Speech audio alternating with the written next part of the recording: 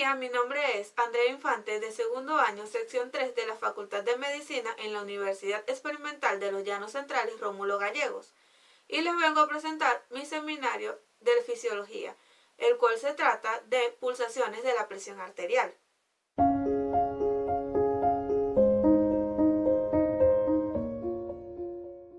Es la fuerza que ejerce la sangre contra las paredes arteriales en cada latido del corazón.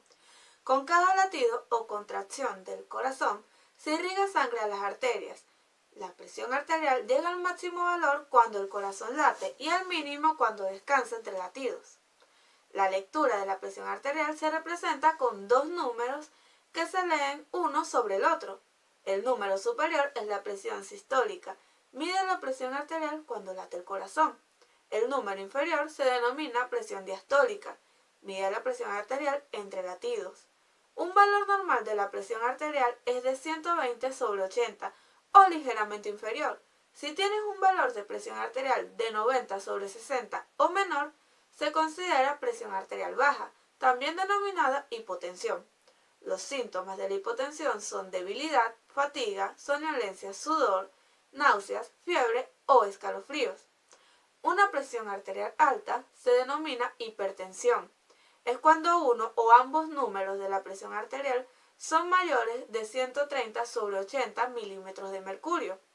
Generalmente la hipertensión se define como la presión arterial por encima de 140 sobre 90 y se considera grave cuando está por encima de 180 sobre 120.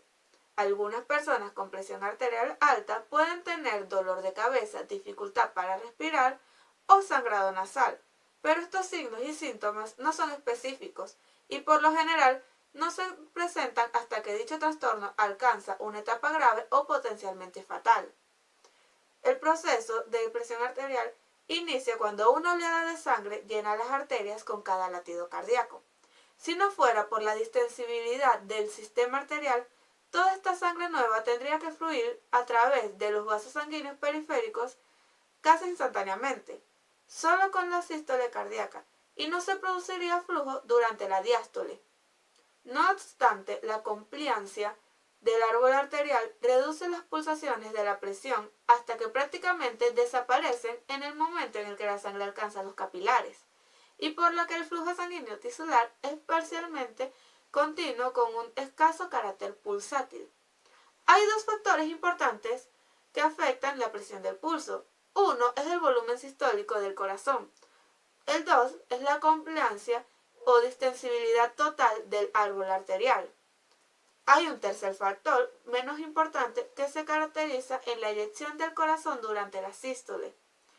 En general, cuanto mayor sea el volumen sistólico, más cantidad de sangre deberá acomodarse en el árbol arterial con cada latido y por lo tanto mayores serán el aumento y el descenso de la presión durante la diástole y la sístole, con lo que la presión del pulso será mayor.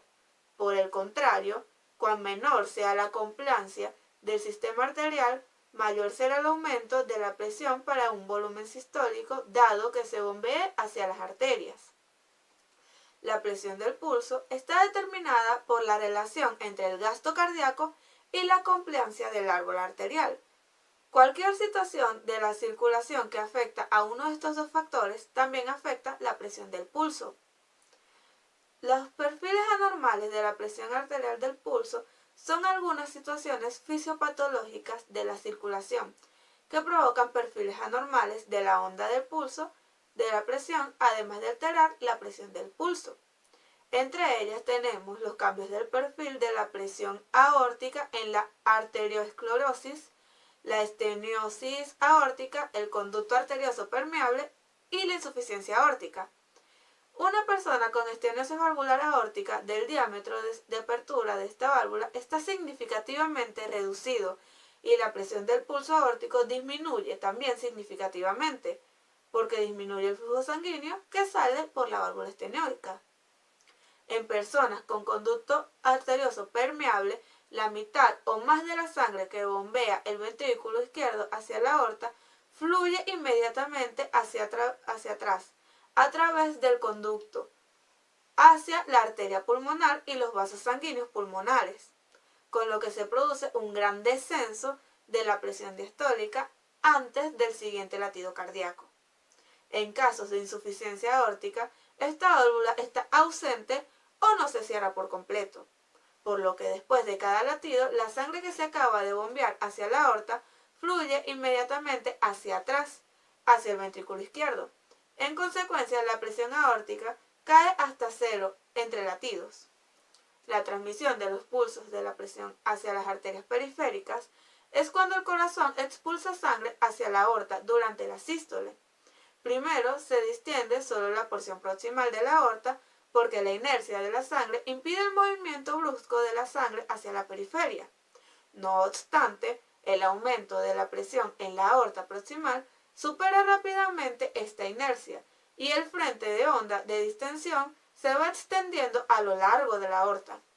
La velocidad de la transmisión del pulso de la presión en la aorta normalmente es de 3 a 5 metros por segundo, de 7 a 10 metros por segundo en las ramas arteriales grandes y de 15 a 35 metros por segundo en las pequeñas arterias.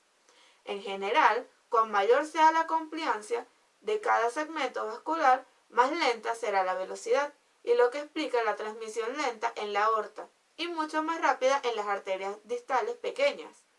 Los pulsos de la presión se amortiguan en las arterias más pequeñas, arteriolas y los capilares. Esta disminución progresiva de las pulsaciones en la periferia es lo que se conoce como amortiguación de los pulsos de presión. El origen de esta amortiguación es doble. Uno, es la resistencia del movimiento de la sangre en los vasos. Y dos, es la compliancia de estos. La compliancia amortigua las pulsaciones porque cuando más distensible sea el vaso, mayor cantidad de sangre se necesita en el frente de la onda del pulso para provocar un aumento en la presión. El método clínico para medir las presiones sistólica y diastólica en este método no resulta práctico usar registradores de presión que requieran la inserción de la aguja dentro de una arteria para obtener determinaciones sistemáticas de la presión arterial en nuestros pacientes. Aunque en estos tipos de registradores se utilizan a veces cuando se requieren estudios especiales. Por el contrario, el médico determina las presiones sistólica y diastólica por medio de indirectos, habitualmente el método de auscultación. El método de auscultación se trata de colocar un estetoscopio sobre la arteria antecubital y se infla un manguito en la presión arterial en la parte del antebrazo. Mientras el manguito comprima el brazo con la presión insuficiente para cerrar la arteria braquial, no oiremos el latido de la arteria antecubital con el estetoscopio, pero cuando la presión sea suficientemente elevada para cerrar la arteria durante parte del ciclo de presión arterial, se oirá un sonido en cada pulsación. Estos sonidos se conocen como ruidos de Korokov. Según se cree, los ruidos de Korokov se deben principalmente al chorro de sangre que atraviesa este vaso parcialmente ocluido y las vibraciones de la pared del vaso. El chorro provoca turbulencias del vaso más allá del manguito, con lo que se consigue que las vibraciones se oigan a través del estetoscopio. El método de auscultación para la determinación de la presión sistólica y diastólica no es totalmente exacto, pero proporciona unos valores dentro de un intervalo de 10% de los valores determinados con un carácter directo desde el interior de las arterias. Para mantener una buena presión arterial se recomienda tener una vida saludable y hábitos de vida saludable, como hacer ejercicio y mantener una buena alimentación.